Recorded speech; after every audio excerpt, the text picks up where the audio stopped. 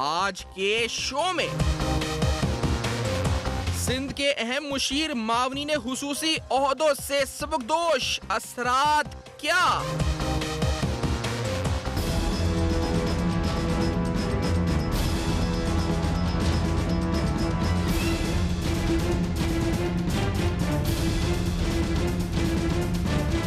عدالتی حکم کے باوجود مرتضی وہاب کو فارغ کرنے میں تاخیر کیوں کی گئی؟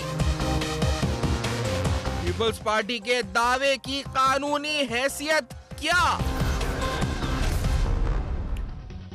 السلام علیکم، پس پردہ حقائق سنسنی خیز انکشافات پروگرام بے نقاب میں ہوں آپ کے ساتھ سیفان خان۔ وجہ کیا رہی کہ ڈی نوٹیفائی کرنا پڑا 8 معاونین خصوصی کو، 3 مشیروں کو صوبہ سندھ کی حکومت نے ایک نوٹیفیکیشن کے ذریعے ڈی نوٹیفائی کیا۔ ان 8 معاونین خصوصی میں نادر خواجہ صاحب، جناب قیوم سومرو صاحب، اینتھنی نوید صاحب، اس کے ساتھ جناب برہان چانڈیو صاحب، سید قاسم نوید، عمر رحمان ملک شامل تھے۔ اور اس کے ساتھ 3 مشیروں کی بات کریں تو اس میں مولا بخش چانڈیو صاحب جو کہ مشیر برائے اطلاعات، مشیر برائے محنت جناب سینیٹر سعید غنی صاحب، اور اس کے ساتھ اصغر علی جنید جو شامل تھے۔ مائنز اینڈ منرل کے مشیر یہ ہیں صوبہ سندھ حکومت کے۔ یہ ڈی نوٹیفیکیشن عدالتی فیصلے کے بعد ہوئی، سندھ ہائی کورٹ کے فیصلے کے بعد ہوئی۔ وہ فیصلہ کیا تھا؟ آخرکار کیا وجہ رہی کہ یہ وزراء، یہ مشیر، یہ معاونین خصوصی اس وقت ڈی نوٹیفائی ہوئے، اپنی سیٹوں سے گئے؟ سندھ حکومت پر اس کا اثر کیا پڑے گا؟ کیا یہ لوگ کسی کرپشن کے خلاف کام کر رہے تھے جو یہ دعویٰ کرتے ہیں؟ پیپلز پارٹی اس پر کافی سیکھپا ہے، دعوے کر رہی ہے، سیاسی دعوے کر رہی ہے۔ کیا ان کے دعووں میں قانونی دم ہے؟ کوئی قانونی دم خم ہے؟ قانون کیا کہتا ہے؟ قانونی ماہرین کیا کہتے ہیں اس بارے میں؟ آج کے پروگرام میں ہم بہت کچھ بے نقاب کریں گے، صوبہ سندھ میں طرز حکمرانی پر، صوبہ سندھ میں گورننس پر، اور صوبہ سندھ میں ہونے والی اس ریسنٹ ڈیولپمنٹ پر۔ آج کا پروگرام ہم 2 حصوں میں، جس میں ایک میں آئینی قانونی حصہ اور ایک میں پاکستان پیپلز پارٹی اور سندھ حکومت کا موقف شامل کریں گے۔ میرے ساتھ رہیے گا اب تک پر، اس بریک کے بعد آپ کے ساتھ دوبارہ موجود ہوں۔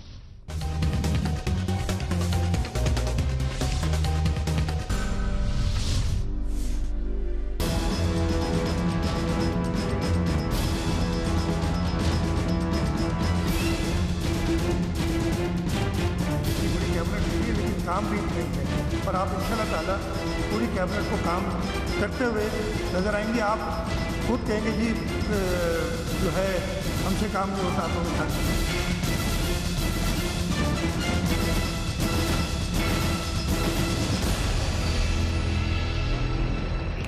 ویلکم بیک، آپ دیکھ رہے ہیں بے نقاب، جہاں ہم بے نقاب کر رہے ہیں آخر وجہ کیا رہی؟ آخرکار پاکستان پیپلز پارٹی کے دعووں میں کتنی سچائی، کتنی سیاست ہے، یا کتنی حقیقت ہے، کتنی سبسٹنس ہے؟ اور قانونی لحاظ سے بڑا اہم مسئلہ ہے۔ مسئلہ یہ ہے کہ تقریباً 8 معاونین خصوصی اور اس کے ساتھ 3 مشیر ڈی نوٹیفائی کیے صوبہ سندھ کی حکومت نے، اور یہ جو ڈی نوٹیفائی ہوئے ان کی تفصیلات آپ اس سے پہلے سن چکے ہیں۔ میں پہلے قانونی نقطہ نظر سے، یعنی جو لیگل پوائنٹ آف ویو ہے اس پورے معاملے کے اوپر، ہم وہ سمجھنے کی کوشش کرتے ہیں، پھر ہم پاکستان پیپلز پارٹی کا موقف بھی لیتے ہیں کہ وہ اس پر کیا سٹینڈ رکھتی ہے، صوبہ سندھ کے سیاست پر، حکمرانی پر اس کے اثرات کیا ہیں۔ آج پروگرام میں یہ بھی بے نقاب کریں گے۔ میرے ساتھ ماہر قانون ممتاز موجود ہیں، جناب جسٹس رائٹ شائخ عثمانی صاحب پروگرام میں موجود ہیں، ڈی ایس این جی پہ کراچی سے جوائن کر رہے ہیں۔ جناب شہاب اوستو صاحب قانون دان بھی ہیں، تجزیہ کار بھی ہیں، ہمارے ساتھ آن کال موجود ہیں۔ دونوں کا بہت شکریہ جنہوں نے جوائن کیا پروگرام میں۔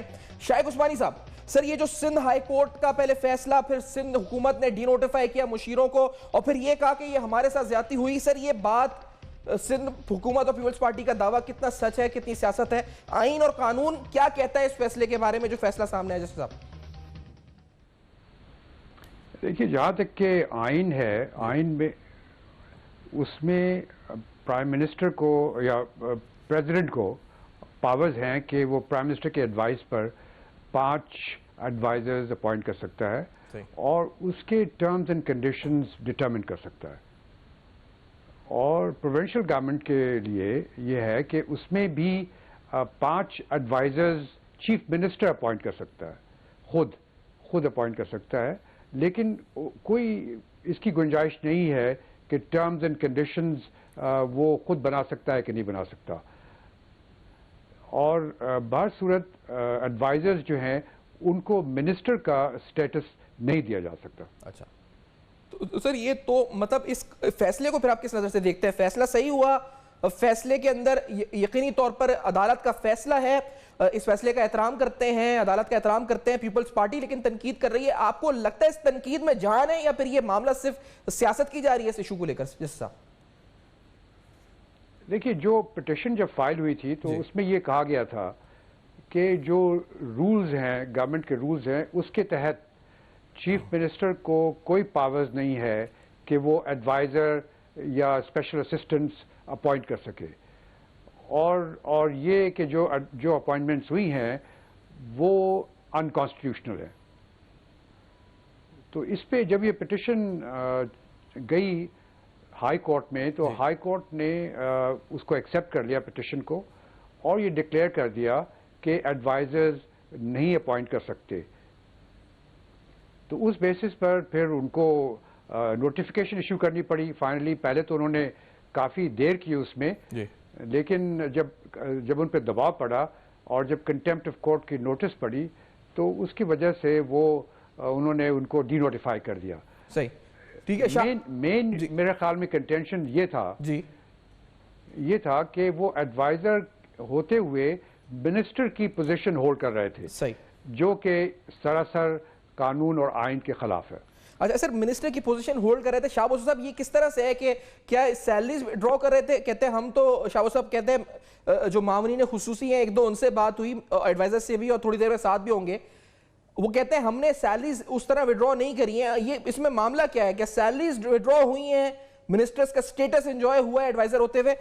آپ نے اس فیصلے کو کیسے دیکھا شاہ بسو صاحب؟ دیکھیں جی، آرٹیکل 132 کے تحت جو بھی منسٹر اپوائنٹ ہوگا وہ گورنر کرے گا چیف منسٹر صاحب کے جو ہے ایڈوائس پہ، لیکن وہ منسٹر جو ہوگا وہ among the elected members of the provincial assembly ہوں گے. اچھا، یعنی صرف جو الیکٹڈ ممبر ہوگا وہی منسٹر رہ سکتا ہے.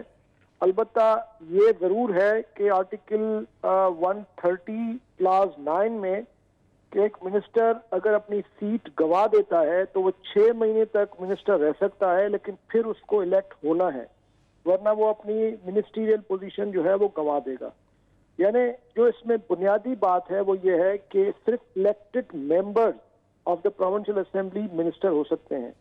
البتہ چیف منسٹر صاحب کو جو ہے یہ آرٹیکل 130 کلاس 11 میں یہ اختیار ہے کہ وہ 5 ایڈوائزرز مقرر کر سکتا ہے.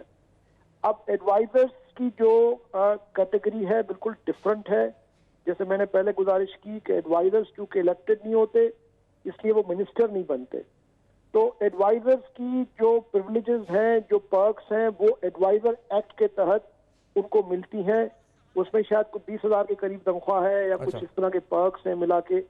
اور منسٹر جو ہے وہ کیبنٹ کے تحت جو ان کو پریولیجز ہیں وہ بالکل ڈفرنٹ ہیں. ان کی ایمیلومنٹس یا جو ان کی ریمونریشنز ہیں وہ ابھی ریسنٹلی انہوں نے بڑھائی بھی ہیں کچھ.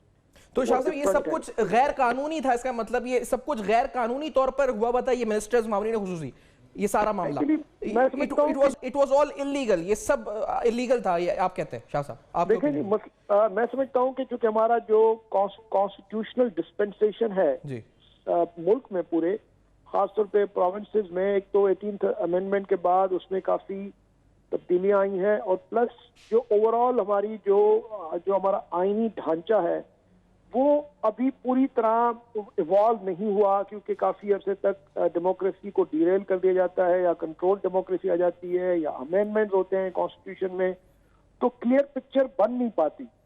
اس لیے پہلی دفعہ یہ ہوا ہے کہ اب آہستہ آہستہ چیزوں کو آئین اور قانون کے جو ہے نقطہ نظر سے روشنی میں چیزوں کو جو ہے سدھارا جا رہا ہے. میں سمجھتا ہوں یہ پرانے وقتوں کا جیسے سلسلہ چلا آ رہا تھا کہ ایڈوائزر اور جیسے اوپر فیڈرل منسٹر کا اسٹیٹس دے دیا جاتا ہے، لیکن چونکہ اس میں اپوائنٹمنٹ پریزیڈنٹ کرتا ہے اور اس میں کوئی ایسی شک نہیں ہے کہ وہ الیکٹڈ ہونا چاہیے، تو وہاں پہ تو چل جاتا ہے. لیکن پروونسز میں تو یہ شک ہے موجود کہ آپ صرف اور صرف ان کو نہیں. لیکن یہ جو بات یہیں پر روکتے ہوئے شائق عثمانی صاحب آپ کی طرف آؤں گا میں، کیونکہ سر مثال پہ دی جاتی ہے کہ شوکت عزیز صاحب جب مشیر خزانہ بنے، ذوالفقار کھوسہ صاحب پنجاب میں مشیر بنے، اسی طرح سے اس وقت وفاقی کابینہ میں عرفان صدیقی صاحب مشیر ہیں، اس وقت جام معشوق صاحب مشیر ہیں. اسی طرح دیگر حوالوں سے مثالوں میں یہ بھی کہا گیا کہ جناب مراد علی شاہ صاحب 2013 میں قائم علی شاہ صاحب کی کیبنٹ میں مشیر خزانہ رہے. تو سر یہ مشیر والا کانسیپٹ جیسے شیخ عثمانی صاحب چلا آ رہا ہے, سالوں سے چلا آ رہا ہے, یہ کوئی نئی بات ہے شیخ عثمانی صاحب, یا پھر امپلیمنٹ اب ہوا ہے, کیا مسئلہ ہے, یا 18ویں ترمیم سے کوئی فرق پڑا ہے شیخ صاحب؟ نہیں دیکھیے, یہ اس میں میں آپ کو کلیئر کر دوں اس چیز کو, کیونکہ فیڈرل ایڈوائزرز جو ہیں, فیڈرل گورنمنٹ کے ایڈوائزرز, ان میں اور پروونشل گورنمنٹ کے ایڈوائزرز میں فرق ہے. آرٹیکل 93 جو ہے کانسٹیٹیوشن کا, اس میں فیڈرل گورنمنٹ کے لیے ایڈوائزرز کی بات کی گئی ہے. اس میں یہ کہا گیا ہے کہ on the advice of the prime minister the president shall appoint not more than 5 advisors and determine the terms and conditions of the advisor. یہ تو فیڈرل ایڈوائزرز کے لیے ہے. پروونشل ایڈوائزرز کے لیے آرٹیکل 130 سب آرٹیکل 11 میں ہے کہ the چیف منسٹر, یہاں گورنر کی بات نہیں ہے, the chief minister can appoint not more than 5 advisors, full stop. اس کے آگے کچھ نہیں ہے. تو اس کے مطلب یہ ہوا کہ ایڈوائزر جو اپوائنٹ ہوں گے, چیف منسٹر یقیناً اپنے لیے ایڈوائزر مقرر کر سکتا ہے, لیکن اس کو وہ مراد, وہ سہولتیں نہیں دے سکتا جو کہ ایک منسٹر کے پاس ہوں گی, کیونکہ منسٹر کو بہر صورت ایک الیکٹڈ ممبر ہو سکتا ہے پارلیمنٹ کا, اور کوئی نہیں ہو سکتا. نہیں تو سر یہ تمام چیزیں ٹھیک ہیں, پھر اس کا مطلب اگر ایڈوائزر 5 ہو سکتے ہیں اور معاملہ غیر قانونی ہے, تو اس وقت پھر جو سیاست ہو رہی ہے اور یہ اس طرح سے تاثر دیا جا رہا ہے کہ ہمارے ساتھ کوئی امتیازی سلوک یا غیر, ہمارے ساتھ کچھ ایسی سیاست ہو رہی ہے, یہ سراسر غلط ہے. اس کا مطلب جیسے شیخ عثمانی صاحب, یہ سراسر غلط تاثر ہے, یہ ایسا نہیں ہو رہا ہے. جی دیکھیے, بات اصل میں یہ ہے کہ انفارچونیٹلی سندھ گورنمنٹ جو ہے وہ ہمیشہ اپنے پارٹی کے لوگوں کو فائدہ پہنچانے کی کوشش کرتی ہے اور ان کو عہدوں پہ, بڑے بڑے عہدوں پہ رکھتی ہے. آپ کو اس طرح بلوچستان اسمبلی میں بھی یہی ہوتا ہے. آپ کو یاد ہوگا پچھلی جو اسمبلی تھی, اسمبلی میں اس میں سارے ممبران اسمبلی کے جو تھے وہ منسٹر تھے یا ایڈوائزر تھے یا جو کچھ تھے. تو یہ تو ایک قسم کی سمجھ لیں اقربا پروری یا فیورٹزم یا what ever you might call it, یہ سب چیزیں ہیں. تو اس کی وجہ سے یہ فائدے اٹھانے کے لیے لوگوں کو دیتے تھے, لیکن برصورت لوگوں کو حق حاصل ہے کہ وہ کورٹ میں جائیں اور اس چیز کو چیلنج کریں, اور انہوں نے چیلنج کیا, اور اس میں ہماری سندھ ہائی کورٹ نے اس کو یقیناً اس میں فیصلہ کر دیا, اور اس کی وجہ سے ان کو ڈی نوٹیفائی کرنا پڑا. صحیح, ڈی نوٹیفائی ہو گئی. اور اس کا شاہ وسو صاحب آپ کی نظر میں سیاسی اثر کیا ہے گورننس پر؟ کہتے ہیں کہ جو ہم نے سنا ہے, جو اب تک وزیر آئے سامنے, وہ کہتے ہیں ہم نے کرپشن کے خلاف کام شروع کیا تھا, ایک لابی تھی مخصوص جو ہمیں کام نہیں کرنے دے رہی تھی, اور اسی لابی کی وجہ سے ہم لوگ نکلے, ہم ڈی نوٹیفائی ہوئے, اس کے سٹیٹس کو مینٹین تھا اور اس کے خلاف ہم کچھ کر رہے تھے, اس لیے ہمیں روک دیا گیا. شاہ وسو صاحب, یہ آرگیومنٹ سیاسی طور پر اور آپریشنل طور پر فرق پڑا تھا ان لوگوں کے آنے سے کچھ؟ دیکھیں جی, اگر کوئی اینٹی کرپشن کی پالیسی ہے تو وہ گورنمنٹ کی پالیسی ہوتی ہے, اور بلکہ پالیسی بھی نہیں ہے, وہ تو لا موجود ہے. آپ کرپشن کو پالیسی, اینٹی کرپشن کو پالیسی کے طور پہ جو ہے وہ پولیٹیکل اپنے جو ہے پروگرام کو جو ہے پروجیکٹ کرنے کے لیے استعمال نہیں کر سکتے. اینٹی کرپشن کا ایک لا موجود ہے, اور اس لا پہ اس کو اپلائی کرنا ہے. اب اگر آپ یہ کہنا چاہ رہے ہیں کہ کوئی اگر یہ کہے کہ جی چونکہ یہ 3-4 منسٹر یا ایڈوائزر جو تھے, بعد میں منسٹرز کا ان کو عہدہ دیا گیا تھا, یہ اینٹی کرپشن میں مصروف تھے, اینٹی کرپشن کے معاملے میں بہت زیادہ پرو ایکٹیو تھے, تو یہ کوئی ان لوگوں کی انفرادی میں نہیں سمجھتا کہ کوئی اس میں تعریف ہونی چاہیے, کیونکہ یہ تو گورنمنٹ کیا, یہ تو لا کی ریکوائرمنٹ ہے. اب اگر ان کی جگہ پہ کوئی نئے منسٹر آتے ہیں, ان کو بھی ظاہر اینٹی کرپشن وہ کرنا پڑے گا. میں بہت شکریہ شاہ وسو صاحب کا کروں گا, شیخ عثمانی صاحب کا. مجھے بریک کی طرف بڑھنا ہے. میرے ساتھ آپ نے سنا ہے جی سینئر ماہر قانون موجود تھے. مسئلہ کیا ہے؟ قانون کا مسئلہ ہے, قانونی شکوں کا مسئلہ ہے. آئین کیا کہتا ہے, قانون کیا کہتا ہے, کیوں مخالفت اس فیصلے کی ہو رہی ہے؟ آپ نے قانونی نقطہ نظر جانا ہے. آپ پاکستان پیپلز پارٹی وہ کیا موقف رکھتی ہے اس بارے میں, سندھ حکومت کا موقف کیا ہے, وہ کیا سمجھتی ہے, آخرکار ہوا کیا ہے, ان کا موقف اس بارے میں کیا ہے, ہم جانیں گے. ہم بے نقاب کریں گے اس بریک کے بعد. میرے ساتھ رہے گا.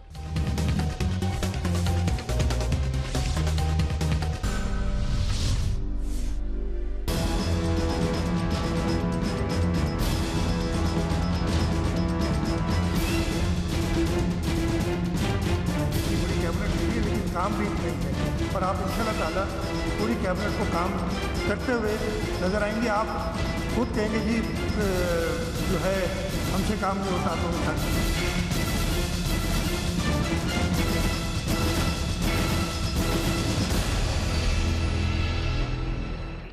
Welcome back. आप देख रहे हैं बेनकाब कर रहे हैं, सवाल उठा रहे हैं आखिरकार जो रिसेंटली डीनोटिफाई हुए मिनिस्टर्स, आखिर वजह क्या रही, आखिरकार जो पीपल्स पार्टी का मौक़िफ़ है अब तक उसमें उस कानूनी माहिरीन उस पर क्या कहते हैं ये भी सुनवा रहे हैं। साथ साथ Pakistan peoples party Sindh government मौक़िफ़ क्या रखती है इस पूरी सूरत हाल पर। साबिक मुशीर बराए मेहनत वज़ीर आला सिंध जनाब सेनेटर सईद गनी साहब प्रोग्राम में इस्लामाबाद से मौजूद हैं।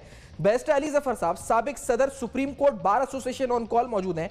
सेनेटर सईद गनी साहब की तरफ चलते हैं, उनसे जानते हैं। सेनेटर साहब, सर ये मामला क्या हुआ है? सर आपकी तरफ से ये जो प्रेस कॉन्फ्रेंसेस कल भी हुई, फिर आप मुस्ताफ़ी हुए, सर ये मामला जो सिंध हाई कोर्ट का फैसला है कानून आइन के मुताबिक है, आपको फिर मसला क्या है सईद गनी साहब इस फैसले से?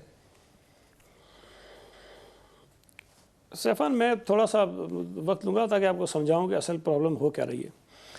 देखें, एक पिटीशन फाइल हुई जो सिर्फ मुर्तज़ा वहाब के ख़िलाफ़ थी और उसमें ये प्रेयर की गई थी कि मुर्तज़ा वहाब की तैनाती बतौर मुशीर कानून जो है वो कलअदम करार दी जाए। सिर्फ मुर्तज़ा वहाब के मुतालिक बात की गई।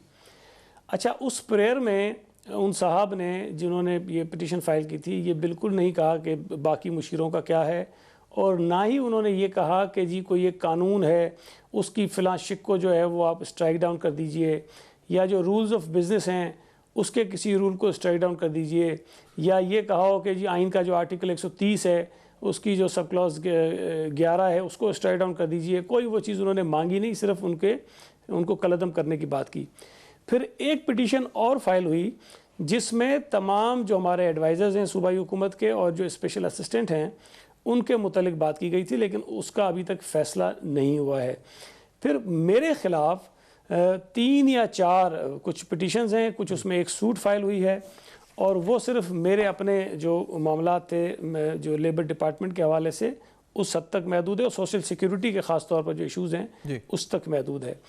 अब जो 22 नवंबर को जजमेंट आई मुर्तज़ा वहाब साहब के केस में, उसमें सिंध हाई कोर्ट ने ये कहा कि जो आपका हमारा एक कानून है एडवाइज़र्स की अपॉइंटमेंट्स, उनकी सैलरीज़ और उनके जो इख्तियारात हैं उसके हवाले से, उसका सेक्शन 4 जो है उसका उन्होंने कुछ एक सब सेक्शन है उसको उन्होंने स्ट्राइक डाउन किया।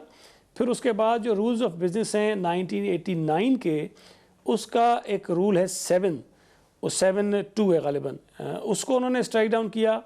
और फिर उसके बाद ये करार दिया कि जी मुर्तज़ा वहाब साहब की जो तैनाती है वो गैर कानूनी है और वो क्वालिफाई नहीं करते हैं एज ए लॉ एडवाइज़र लगने के भी, ये भी कहा गया साथ साथ। अब वो सिर्फ मुर्तज़ा वहाब की हद तक महदूद था। फिर मुर्तज़ा वहाब ने उसके ख़िलाफ़ सुप्रीम कोर्ट में अपील भी जो है वो दायर कर ली है, वो अपील अभी उनकी चल रही है वहाँ पर, उस पर अभी वो शायद उसकी तारीख नहीं आई। दूसरी तरफ जो मेरे ख़िलाफ़ केसेस हुए वो उन लोगों ने किए मैंने जिनके खिलाफ सोशल सिक्योरिटी में करप्शन की बुनियाद पर कार्रवाई का आगाज किया। कुछ लोगों के तबादले हुए। एक सेकंड को चीज पूरी समझते हुए मैं एक चीज क्लियर करता हूं। सर मुर्तज़ा वहाब साहब ने तो ये भी कल कहा एक जगह, उन्होंने कहा कि जिन्होंने इनके खिलाफ पिटीशन दायर की थी वो एसएम लॉ कॉलेज के प्रिंसिपल बनना चाहते थे। सही नहीं साहब, ये जो इन्होंने कहा है। और दूसरी बात, जो आपके खिलाफ जो पिटीशन थी, एक पिटीशन अब्दुल सत्तार नियाजी साहब है, वो बार बार सिंध हाईकोर्ट में ये प्ली लेते रहे कि आप हाईकोर्ट के फैसले के बावजूद इख्तियारात का इस्तेमाल कर रहे हैं। सेसी में आपको नोटिफिकेशन जाता है, फिर आपके उस इंफॉर्मेशन के बाद फैसला होता है जो नाजायज था, और फिर आप कह रहे थे कि ये एक माफिया है। ये क्या था सेसी में जो हो रहा था? और मुर्तज़ा वहाब ने किसके खिलाफ बात की थी? सही नहीं साहब, देखें जो मुर्तज़ा वहाब ने कहा, वो जो उसमें पिटिशनर थे कोई दायो साहब हैं, वो लगना चाहते थे एसएम लॉ कॉलेज के प्रिंसिपल। मुर्तज़ा ने उनको नहीं लगाया, शायद वो क्वालिफाई नहीं करते होंगे, तो वो उनके पास गए। फिर उन्होंने उनसे रिक्वेस्ट भी की, मुर्तज़ा ने उनकी बात नहीं मानी। फिर उन्होंने एक पिटीशन फ़ाइल की, वो पिटीशन उनकी डिसमिस हो गई। फिर उसके बाद दूसरी पिटीशन उन्होंने फ़ाइल की मुर्तज़ा के ख़िलाफ़। वो जब तक किसी और बेंच में थी तब तक तो शायद ऐसी कोई बात नहीं थी। जब वो चीफ जस्टिस साहब की बेंच में आई तो उसके बाद मुर्तज़ा वहाब के लिए मुख्तलिफ ऑब्जर्वेशंस भी आई और फिर फाइनली वो फैसला भी आ गया। सर ये जो अली जफ़र साहब अगर आपके साथ मौजूद हैं, वो मुझसे सर आपके खिलाफ जो पिटीशन वो मैं बताता हूँ आपको। मैं पहले जी मैं बताता हूँ आपको। پھر علی ظفر صاحب مجھ سے زیادہ جانتے ہوں گے کہ سندھ ہائی کورٹ کے پاس یا کسی بھی ہائی کورٹ کے پاس سو موٹو کے اختیارات نہیں ہیں، اور عدالت جو فیصلہ کرتی ہے کسی بھی پٹیشن میں تو وہ جو پریئرز ہوتی ہیں جو پٹیشنر مانگتا ہے اس کو سامنے رکھ کر کی جاتی ہیں. جیسے میں نے آپ کو پہلے بتایا کہ مرتضیٰ وہاب کے کیس میں اس پٹیشنر نے یہ قطعاً نہیں کہا تھا کہ یہ جو 2003 کا ایکٹ ایڈوائزرز کے حوالے سے وہ غلط ہے، یا جو رولز آف بزنس ہیں ہمارے وہ غلط ہیں، یا کانسٹیٹیوشن کا آرٹیکل 130 جو ہے وہ غلط ہے. وہ اس نے کہا ہی نہیں تھا، وہ عدالت نے خود سے جو ہے اس کے اوپر بھی فیصلہ دے دیا اور اسٹرائک ڈاؤن کر دی کئی چیزوں کو. ستار نیازی صاحب ہیں، میں ان کو نہیں جانتا کون ہے وہ، لیکن وہ سنائے کسی لیبر فیڈریشن کے آدمی ہیں. لیکن میں یہ بات یقین سے کہہ سکتا ہوں کہ ستار نیازی کو کھڑا کیا گیا تھا چونکہ جو وکیل انہوں نے ہائر کیا، ستار نیازی کے اندر اتنی سخت ہی نہیں ہے، بیچارے کے اندر اتنی اس کی طاقت ہی نہیں ہے کہ وہ اس کی فیس بھی پے کر سکے. اور اس کے ساتھ ساتھ ایک اور سوٹ فائل ہوئی، جو سوٹ جس شخص نے فائل کی اور اس کے ساتھ 4 5 6 لوگ اور بھی تھے، لیکن جو پہلا آدمی جس کا نام تھا اس آدمی نے مجھے 2 کروڑ روپے ماہانہ کی آفر کی. میں نے وہ آفر اس کی رد کی، اگلے دن اس کا میں نے تبادلہ کروایا. اس کے بعد آگے چل کے کہ انکوائری ہوئی، اور اس انکوائری کے اندر بہت سارے لوگ جو ہیں وہ شاید جب اس پہ کوئی فیصلہ ہوگا تو سامنے آ جائیں گے کہ ان کے اوپر وہ ثابت ہوئی ہے. اور وہ لاکھوں کی بات نہیں ہے سیفان. یہ 2 کروڑ روپے کی آفر آپ کو کس نے کی؟ نام کیا تھا ان کا جس نے 2 کروڑ روپے کی آفر کری آپ کو پیسوں کی؟ یار 14 گریڈ کا آدمی ہے، کیوں اس کو مشہور کراتے ہو؟ لیکن اس نے سوٹ جس نے میرے خلاف فائل کی اور وہ جا کے باہر اس نے پبلک میں یہ بھی کہنا شروع کیا کہ سعید غنی نے آتے ہی ہم سے 5 کروڑ روپے مانگے، ہم نے نہیں دیے. پھر اس نے 2 کروڑ روپے مانگے، ہم نے نہیں دیے. اس کے بعد اس نے ہمارے خلاف جو انکوائری شروع کرا دی. میں تو اللہ کا شکر ادا کرتا ہوں، یہ 2 کروڑ آفر کی میں بات کر رہا ہوں. میں صحیح صاحب اینٹی کرپشن نے انکوائری شروع کری. میں آپ کو بتاتا ہوں.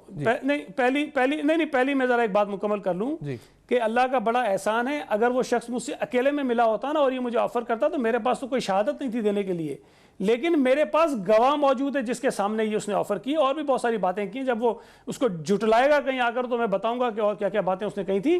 لیکن انکوائری کی آپ بات کر رہے ہیں. صحیح صاحب ایک سیکنڈ، میں کیونکہ چیزوں کو آپ بتا رہے ہیں کہ آپ کو 2 کروڑ روپے کی آفر ہوئی، پھر آپ نے انکوائری بٹھائی، پھر آپ پہ الزام لگا کہ آپ نے 5 کروڑ روپے مانگے حالانکہ آپ نے نہیں مانگے.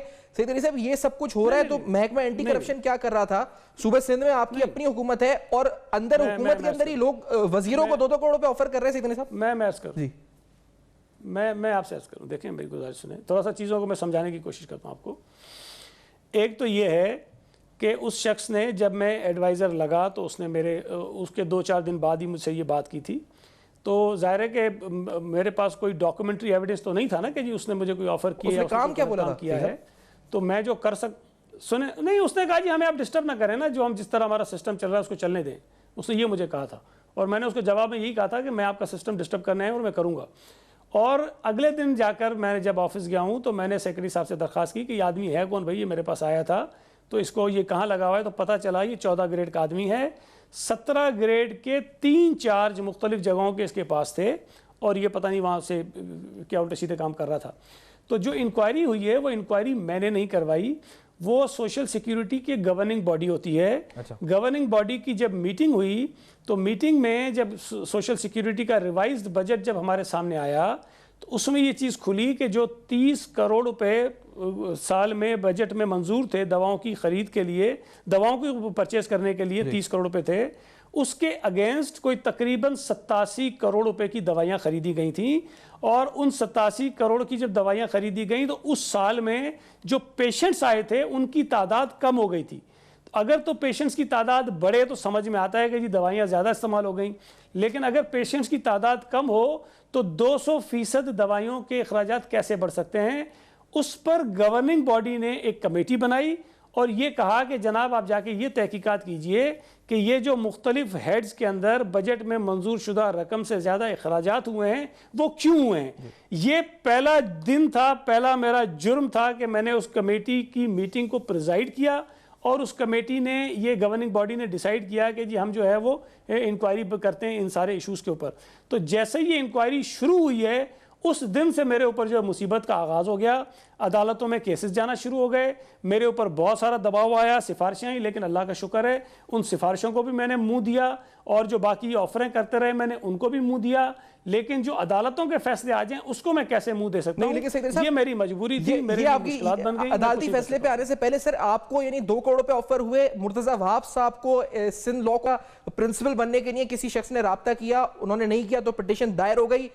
سعید غنی صاحب, آپ یقینی طور پر آپ کہتے ہیں کہ اسٹیٹس کے خلاف آپ گئے, لیکن یہ یقینی طور پر حالات پھر کیا صوبہ سندھ کے جب منسٹرز کو کروڑ روپے آفر ہو رہے ہیں, ایسی مافیا ایگزسٹ کرتی ہے اس پر. سوشل سیکیورٹی میں تو دیگر جو منسٹریز ہیں جس کے اندر اور زیادہ پیسہ ہوگا, اریگیشن ہے, دیگر ڈپارٹمنٹس ہیں, تو وہاں پر کیا حال ہوگا سعید غنی صاحب اگر یہ حالت ہے تو, جب آپ خود بتا رہے ہیں؟ دیکھیں سفان, ابھی میں کوئی ایسی سویپنگ اسٹیٹمنٹ تو نہیں دوں گا نا, لیکن اگر مجھے میری پارٹی لیڈرشپ نے کوئی ذمہ داری دی اور یہ کہہ کر دی کہ آپ نے اس ڈپارٹمنٹ کو ٹھیک کرنا ہے اور یہاں گورننس ٹھیک کرنی ہے, کرپشن کو ختم کرنا ہے, تو مجھے ایک اسائنمنٹ دیا گیا اور میں الحمدللہ میں نے ایفرٹس کیے ہیں. اور اگر آپ اپنے رپورٹرز کو بھیجیں, وہ جا کر پوچھیں کہ 6-7 مہینے اور پہلے اور اب 6-7 مہینے بعد اس ڈپارٹمنٹ کے اندر کوئی بہتری آئی ہے یا نہیں ہے. میں آج بھی تسلیم کرتا ہوں کہ 100% کام میں نہیں کر سکا ہوں, شاید میں نے 10 یا 15% یا 20% اس میں اندر بہتری لائی ہوگی, لیکن اس کے اندر اور گنجائش بہتری کی موجود ہے. لیکن اگر آپ اپنے پارٹی کے لوگوں کو بھی ناراض کر لیں, آپ دشمنیاں بھی لے لیں, آپ دوستوں کو بھی ناراض کریں, آپ بالکل سخت ہو کر اپنے فیصلے جو ہے وہ امپلیمنٹ کرانے کی کوشش کریں, اس دوران میں وہ چور, وہ کرپٹ لوگ عدالتوں میں چلے جائیں اور عدالتوں سے اسٹے آرڈر لے کر آ جائیں. اور عدالتیں, میں اس پہ نہیں کہتا ہوں کہ عدالتوں نے کوئی کوئی بہت زیادہ بڑی ظلم کر دیا ہمارے ساتھ, لیکن اگر ان کے پاس جو چور لوگ ہیں ان کو اختیار ہے, ان کو حق ہے کہ وہ جائیں پٹیشن لے کر, عدالتوں کو یہ اختیار ہے کہ وہ فیصلے دیں اس کے اوپر. لیکن مجھے افسوس اس بات پہ ہوتا ہے کہ ہمیں سنے بغیر جس قسم کی آبزرویشنز دی گئی عدالتوں کے اندر, تو باہر لوگوں میں تاثر یہ جا رہا تھا کہ شاید میں بہت بڑا ظالم آدمی ہوں, میں کوئی بہت بڑا چور آدمی ہوں, میں کوئی بہت بڑی زیادتیاں کر رہا ہوں, میں غیر قانونی طور پر لگ گیا ہوں, میں آئین اور قانون کی خلاف ورزیاں کر رہا ہوں. لیکن جو لوگ میرے خلاف گئے ہیں وہ تو پارسا ہیں, وہ تو فرشتے ہیں, انہوں نے تو اس ملک کو, اس نظام کو بچانے کے لیے پٹیشن فائل کر دی ہے. تو ایسے حالات میں میرے جیسے آدمی کے لیے کم از کم یہ ممکن نہیں تھا. سعید صاحب, اس میں آپ پیپلز پارٹی کو بیچ میں کیسے لا سکتے ہیں؟ آپ یقینی طور پر عدالتی فیصلے کو کہہ کر بات کر سکتے ہیں, لیکن یہ معاملہ آپ کے ساتھ انڈیویجولی ہوا, پیسے آفر ہوئے, آپ کہتے ہیں میں نے پیسوں کو ریجیکٹ کیا, پھر میرے خلاف میں نے انکوائری شروع کروائی تو پٹیشن چلی گئی. مرتضی وہاب کے لیے کسی نے کہا جی مجھے پرنسپل بنا دو, اس نے منع کر دیا, وہ پٹیشن چلی گئی. تو یہ تو آپ لوگوں کے ذاتی معاملات سر ہیں, پیپلز پارٹی اس میں بیچ میں, یعنی جس نے آپ کے خلاف پٹیشن دائر کری اس نے پہلے آپ کو رشوت دی, آپ نے قبول نہیں کی, اس نے پٹیشن دائر کر دی. سعید غنی صاحب نہیں, تو پیپلز پارٹی کا کیا مطلب ہے جی؟ میں پیپلز پارٹی کو ریپرزینٹ کر رہا ہوں, مرتضی وہاب پیپلز پارٹی کو ریپرزینٹ کر رہا ہے. مرتضی وہاب اگر کوئی کام کر رہا ہے اور پیپلز پارٹی نے مجھے اور مرتضی وہاب کو اتنی سپورٹ اور اتنی طاقت دی, پیچھے جا کے ہمارے کھڑے ہوئے کہ جی آپ چیزوں کو ٹھیک کریں نا, ہم تو چیزوں کو ٹھیک کرنے کی کوشش کر رہے ہیں. پیپلز پارٹی نے, چیف منسٹر نے, میری لیڈرشپ نے تو میرے راستے میں کوئی رکاوٹ نہیں کھڑی کی, وہ تو مجھے سپورٹ کر رہے ہیں, آج بھی مجھے سپورٹ کر رہے ہیں. وہ تو یہ سمجھتے ہیں کہ جو میں کر رہا ہوں بالکل ٹھیک کر رہا ہوں, مجھے اس سے زیادہ کرنا چاہیے. لیکن عدالتی فیصلوں کی وجہ سے ہمیں مشکل پیش آ رہی تھی, اور میں تو یہ آج کے جو کل میں نے ریزائن کیا ہے اس سے 2-3 ہفتے پہلے سے ہی اپنے کئی دوستوں سے, ایون میڈیا کے جو میرے دوست ہیں ان سے میں شیئر کرتا رہا ہوں کہ جناب یہ کچھ ہو رہا ہے. میں تو بڑا ڈسہارٹڈ ہوں کہ اگر میں کام کرنا چاہتا ہوں, اتنے میں لوگوں سے جھگڑے مول لے رہا ہوں, لیکن اس کے باوجود جو میرے راستے میں رکاوٹ آ رہی ہے وہ کہیں اور سے نہیں آ رہی ہے, وہ عدالتی فیصلوں کی وجہ سے آ رہی ہے. عدالت میں بیٹھے ہوئے ہمارے محترم ججز ہیں, اگر وہ آبزرویشن دیتے ہیں تو کم از کم وہ یہ تو دیکھیں کہ جو شخص پٹیشن لے کر آ رہا ہے اس کا کریکٹر کیا ہے, جس کے خلاف لے کر آ رہا ہے اس کا کریکٹر کیا ہے. آپ تحقیقات تو کرائیے نا اداروں کے اندر ہو کیا رہا تھا اور اب کیا ہو رہا ہے. اگر ہم بہتری کی کوشش کر رہے ہیں تو یہی محترم عدالتیں. صحیح صاحب, میں ریکویسٹ کرتا ہوں آپ سے, دیکھیں آپ یہ پروگرام آپ کر رہے ہیں, آپ کے پاس بہت سے ثبوت بھی ہوں گے, جب آپ بات کر رہے ہیں کسی مافیا کے خلاف تو آپ کے پاس ثبوت بھی ہوں گے کہ انہوں نے کرپشن کی ہے. تو sir why not NAB, why not FIA, why not anti corruption department, کیونکہ ان اداروں کو لکھ کر آپ آگاہ کر سکتے ہیں. کیا پتا آپ نے لکھا ہو میرے علم میں نہ ہو, اور اگر پروگرام دیکھا جا رہا ہے تو آپ DG NAB, chairman NAB, DG FIA, یہ تمام لوگ ہیں, اور اگر کرپشن کا میگنیٹیوڈ بھی کروڑوں اربوں میں ہے, جو 57 کروڑوں کی آپ نے بات کی تھی دواؤں کی, تو سر پھر تو اس پہ انکوائری ہونی چاہیے نیب کی, اینٹی کرپشن کی, FIA کی. سعید غنی صاحب دیکھیں, میں آپ کو اب آسانی سے سمجھاؤں کہ پہلے جب ایک چیز گورننگ باڈی کی میٹنگ میں تمام ممبرز کے سامنے آئی, انہوں نے ایک کمیٹی بنائی, کمیٹی نے انکوائری کی, سندھ ہائی کورٹ نے یہ فرما دیا ایک آرڈر کے ذریعے کہ اس انکوائری کے نتیجے میں آپ کوئی ایکشن نہیں لیں گے. اب وہ انکوائری گورننگ باڈی کی ایک میٹنگ ابھی چیف منسٹر صاحب نے چیئر کی، چونکہ مجھے تو روک دیا تھا عدالت نے تو میں نہیں کر سکا، چیف منسٹر صاحب نے چیئر کی اور وہ رپورٹ جو ہے اس کمیٹی کے آگے پیش کر دی گئی، اور اس آبزرویشن کے ساتھ، اس فائنڈنگ کے ساتھ کہ جناب جب تک سندھ ہائی کورٹ نے اسٹے آرڈر دیا ہوا ہے ہم اس انکوائری کی رپورٹ پر کچھ بھی نہیں کر سکتے ہیں. لیکن میری معلومات یہ ہیں کہ شاید نیب نے ہمارے جو سوشل سیکیورٹی کے محکمے کے کئی لوگوں کو نوٹس ایشو کیے ہیں، ان کے بیانات لیے ہیں. اب وہ انہوں نے کس بنیاد پر لیے ہیں مجھے نہیں پتا، لیکن باہر آ کر جو لوگ نیب کے پاس گئے تھے، باہر آ کر جو انہوں نے باتیں کرنا شروع کی ہیں وہ یہ ہیں کہ جناب ہماری نیب سے بھی سیٹنگ ہو گئی ہے اور یہاں سے کچھ نہیں ہوگا. اور میں آپ کو آج یہ بات بتا رہا ہوں کہ جب یہ پٹیشن میرے خلاف فائل ہوئی تو وہ اس سے پہلے آ کر کہتے تھے کہ اگلی پیشی پر سعید غنی ڈی نوٹیفائی ہو جائے گا. مجھے نہیں پتا، ان سے پوچھنا چاہیے کہ وہ کون سے ایسی سورسز تھی، ان کے پاس کیا ایسی چیزیں تھیں کہ وہ باہر مارکیٹ میں علیہ اعلان یہ کہہ رہے تھے کہ یہ ڈی نوٹیفائی ہو جائے گا. ٹھیک ہے، سوشل سیکیورٹی کے حوالے سے سعید غنی صاحب بے نقاب کر رہے ہیں بہت سی باتوں کو، امید کرتے ہیں نیب، یہ کہتے ہیں نیب آگے بڑھ رہی ہے. دیکھا ہوتا ہے ہم نے بات کری ہے صوبہ سندھ کے اندر ہونے والی حالیہ ڈیولپمنٹ پر، ڈی نوٹیفیکیشنز پر، اس کے امپیکٹ پر. سینیٹر سعید غنی صاحب قانون دان، ماہر قانون بھی ہمارے ساتھ پروگرام موجود تھے، بے نقاب کیے ہیں معاملات کو. اپنا فیڈ بیک آپ دیکھ سکتے ہیں ہمارے فیس بک، ای میلز اور ٹویٹر کے پیج پر. امید کرتے ہیں پیر کے دن جب حاضر ہوں گے تو سندھ، بلوچستان، خیبر پختونخوا، پنجاب، جہاں پر بھی مبینہ طور پر بدعنوانی کا معاملہ ہوگا آپ کے سامنے رکھ کے بے نقاب کریں گے. دیکھتے رہیے گا اب تک.